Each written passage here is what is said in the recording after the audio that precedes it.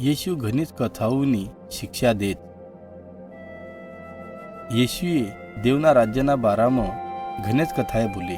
ઉદાહરણના વાસ્તર યો બોલ્યો, દેવનું રાજ્ય એક રાઈના બીગત છ, જીને કોઈએ લીન હિના ખેતરમાં પહેરી દીધું.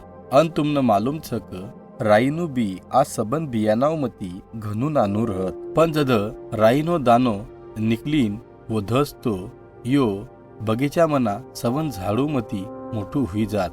આત્ર મોટું કે આભાલ મના પક્ષી આईन हिनी डांखी पर आराम करत. येशुए अजून एक कथा बोली કે દેવનું રાજ્ય ખમીરગત છ, જો કોઈ બાઈએ લીન આટ્ટામાં ગુંદી ડાલ્યું અન ફેરી પૂરો આટ્ટો ફૂગી ગયો. દેવનું રાજ્ય ખેતરમાં કોઈએ તરી લપાઈને મેલેલા એક ગુપ્ત ખજાના ગત છ, જો કોઈ દુસરા આદમીને મિલ્યો અન હિન આજુન ह्यात दाबी દીધો અન हिन आत्र खुशी हुई કે हिનું સંબંધ કાई एचीन हिना पैसेती यो खेतरनं इकत ली લીધું. દેવનું રાજ્ય એક કિંમતી હીરાગત શુદ્ધ છ.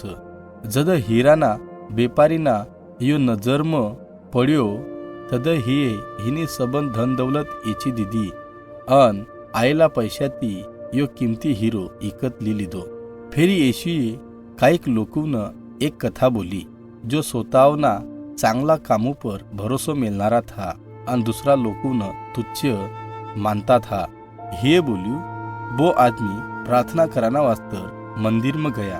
युनामती एक कर वसूली करनारो अन एक धर्मी आगवो थो.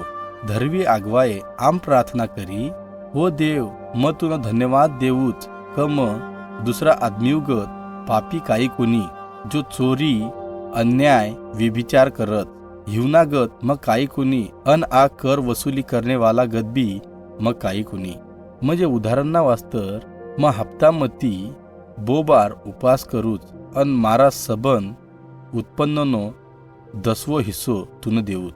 पण यो कर वसूली करनारो यो धर्मी आगवा कंती घनी दूर उभो थो अन यो ऊपर स्वर्ग आडी कोणी देख्यो तो हिना बदल हिनी मुठ्ठी ती छाती ठोकी अन प्रार्थना करी क ओ देव मेहरबानी करीन मारा पर दया कर, किमक म एक पापी आदमी छू. तद येशुए बोल्યું, म तुमनं खरू बोलूच क देवे कर वसूली करणारानी प्रार्थना ऐकीन हिन धर्मी ठहरायो, पण हिन धर्मी आगवानी प्रार्थना आवडी कोणी. देव हारेक घमंड करणारावना मुळक्यावनं हेट करशेन, पण जो स्वतःवनं नम्र करशेन हिवनं यो उत्साह करशेन.